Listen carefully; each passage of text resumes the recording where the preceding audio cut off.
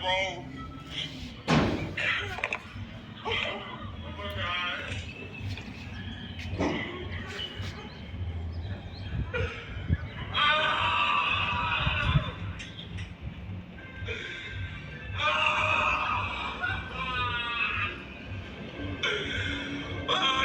Crazy dog.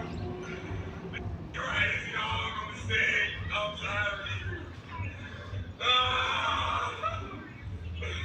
I'm sorry.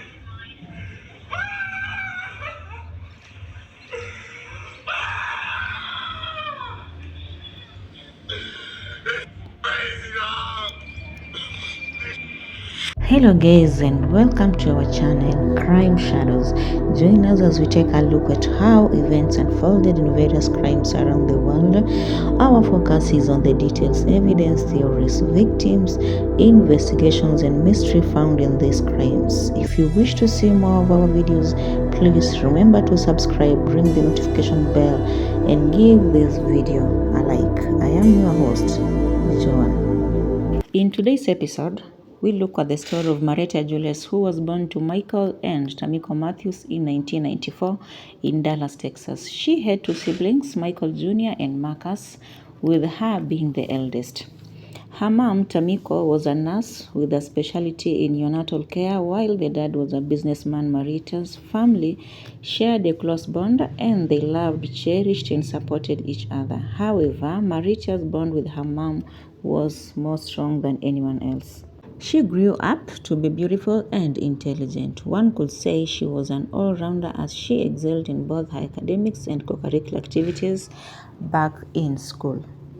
Marietta also had great love for music, dancing, and fashion. Occasionally, she would post videos of her dancing to music or showcased her talent in hairdressing on her social media platforms. Marietta graduated in 2012 with a couple of awards and thereafter made a decision to pursue more knowledge in her education by attending the University of North Texas. There, she majored in business administration with the aim and hopes of opening her own fashion line. She was able to graduate in 2016. She was well equipped to make her dreams come true with the acquired knowledge and great support from her family. In 2019, Marietta met a man by the name Nathan James, who later turned out to be her boyfriend. These two were a total opposite of the other. While Marietta was calm, loving, social, understanding, and great to people, Nathan's life was full of chaos. Marietta's mom, Tamiko, was not in support of their relationship as she had seen a lot of red flags in how Nathan behaved. Not to mention his dark history that included arrest for robbery, assault, domestic violence, and gang affiliations. Tamiko wanted the best for her daughter and a better person for her to share a relationship with. On the other hand, Marietta believed in second chances. Therefore, she didn't want to leave Nathan. She thought that if Nathan was shown love, attention, and care, he would change into a better person. Well, she was wrong. Marietta herself suffered a toxic relationship while with Nathan. On that fateful day of February 7th, 2021, Tamiko went to visit her daughter with the intentions of persuading her to leave the toxic relationship. She was a troubled mother as she knew deep down that her daughter's future with Nathan was not certain. At that point, Nathan's mental state was becoming worse. Day by day, he had been diagnosed with schizophrenia and bipolar disorders. Instead of seeking medical help, all he did was seek consolation in drugs, violence, and sometimes manipulation. One of the people he disliked a lot was Tamiko, the mother to his girlfriend, Marietta.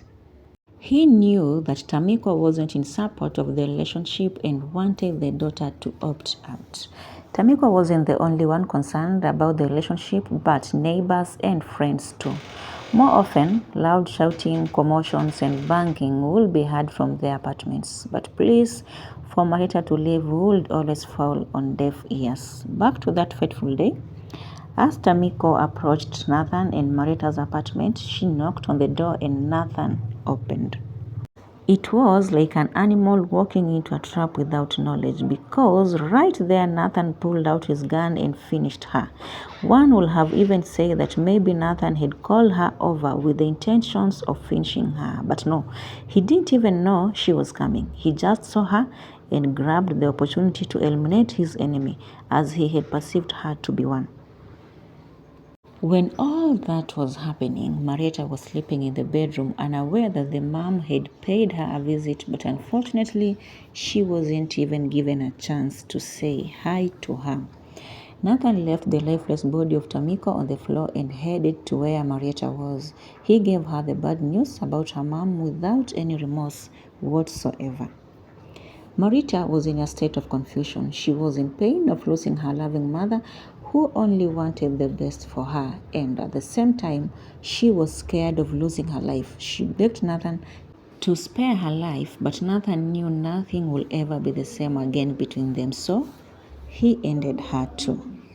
After committing the two crimes against people who meant no harm to him, he took out his phone and started live streaming. He confessed his crimes live on camera while people watched, including friends and family.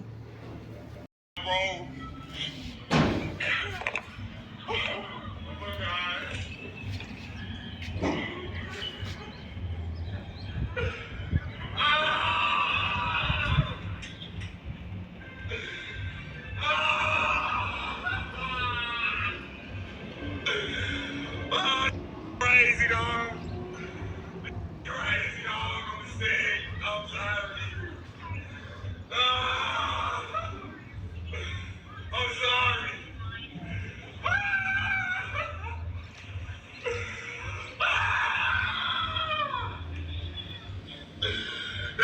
Crazy dog. He showed people the crime scene, that is, the bodies of Tamiko and her daughter lying on the floor in that live stream. And at some point, Nathan said, "Oh, I'm sorry." So we don't know if he was indeed sorry for sure, or he was just saying that word for the sake of saying it.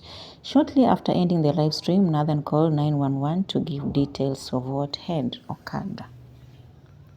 He locked himself inside the house for hours and refused to come out even after negotiations for him to do so. Police surrounded his apartment with hopes of arresting him, but Nathan didn't give them that chance. The police heard a gunshot from inside the house. The SWAT team entered only to find Nathan's body lifeless with a self-inflicted wound. Tamiko's and Marietta's bodies were also found lying in pools of their own blood that evening. Tamiko, 55 years old, Marietta, 26 years old, and Nathan, 24 years old, were all pronounced deceased. Detectives came and collected evidence from the crime scene to try and understand the motive behind the crime. Investigations were done on events prior to 7th Feb 2021 and interviews done to help understand the turn of events. More information was sourced from Nathan's social media accounts, which depicted a man full of anger and paranoia. The shared messages talked about love, betrayal, and loss. It's as if he knew the three of them would have a terrible ending. He was full of envy, had an obsession of controlling his girlfriend's life, and angry at the same time because Tamiko was interfering in his life with Marietta. He wanted revenge against Tamiko for trying to spoil his plans and desires. Aside from Tamiko, what troubled him also included the schizophrenia and bipolar disorder, together with a pregnant girlfriend who wasn't Marietta. The pregnant girlfriend didn't know about the existence of Marietta. It was a great loss to Tamiko's family and anyone who knew them after losing those two. Organizations in Dallas started holding events and workshops in order to help raise awareness on abuse and red flags in a toxic relationship. Those who were victims were encouraged to seek help through hotlines, support groups, and shelters. Thank you so much for watching up to this point, guys. And remember to subscribe and ring that notification bell for more updates on crime stories as we will bring them on this channel.